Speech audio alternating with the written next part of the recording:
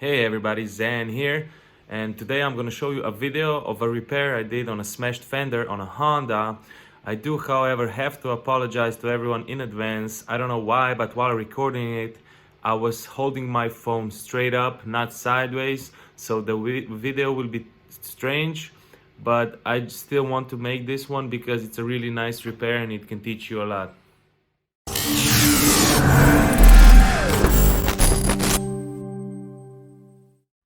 So what we have here is one dent here, and then like a long crease dent going all the way up here through the body line.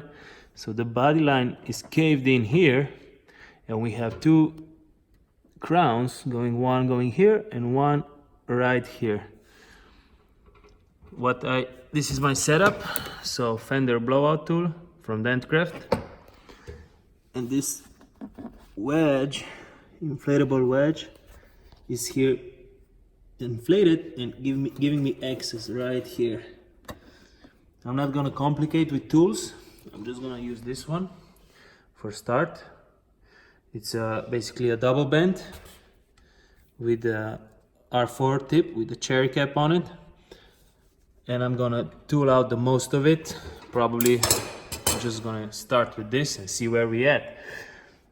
And of course, heat all the way up. I'm gonna start by pushing the body line out. So my first I'm gonna get this body line back up, take these crowns down, and then get this crease out. So I roughed out the body line here, just quick rough out. Now I'm gonna attack these two crowns here, this one over here. So what I did here is I also started pushing this crease just a little bit here because there was a big sharp low here, and I want to make it flat enough that way when I'm gonna start working on this crown, it's gonna have room to move, so it's gonna have places to go. And I'm gonna start on these crowns with this tip. It's a crow carb tip and works amazing on these crowns. So this is now after tapping down the crowns. So what we have, like, it was just one time pushing and tapping down. This is the result so far. The body line is back. It's not perfect yet, but we will leave it as it is now, and I will start getting this crease out because I don't want now the body line is here. It's great. It's not great. It still has work to be done on it, but I don't need to push it now because I want the fender to get back in its shape. So first I want this out.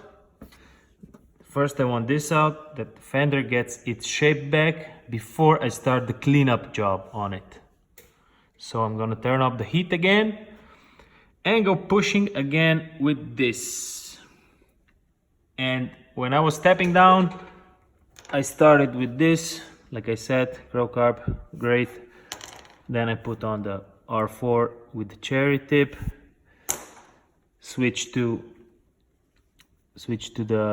this is the firing pin from Dead on Dent tools, and went with the Pee-wee at the end, also from Dead on Dent tools. So you can see I was slowly progressing from big one to small one. Don't just go like small one at first, you're gonna mess it up. So 15 minutes later, this crease is roughed out, and at this point on, I won't be using any more heat, and I will get rid of the cherry tip. Still R4 tip, just the cherry cap will go off because I want to try to start the cleanup work. This doesn't mean that the cherry cap won't go back on, because I still need to cross check. I have a feeling that when I cross check from underneath, I will have a low going through here. So this will need to be cleaned up with the cap as well, probably pushed up. Let's go. So I did use the heat again. As soon as I started pushing without the heat, I forgot, I saw the pick marks coming up. I forgot this is a nasty white car, white color. If it would be black, it would be okay. You can sand it and buff it out. But this one, because it's this ungrateful white, this is the maximum pick marks you can do. So you can see the body line is almost perfectly back now. I don't know if you, yeah, here they are. Those poke marks, the tiny ones, are the maximum you can get away with.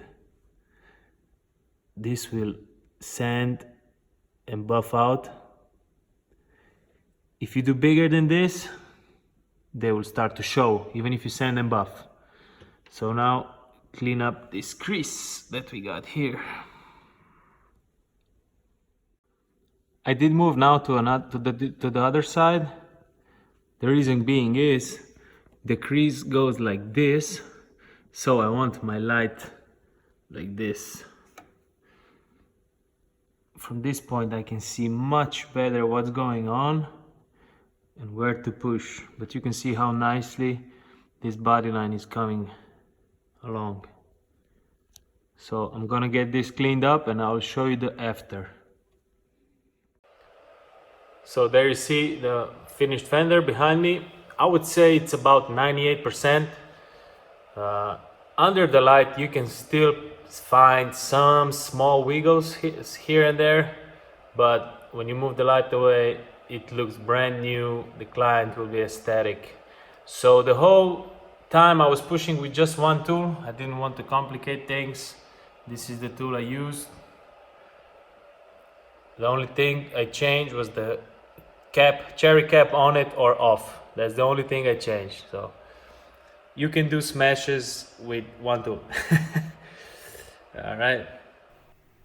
As stated before, this finished repair is not 100%, but I was in a rush since the client wanted to get the car back really fast.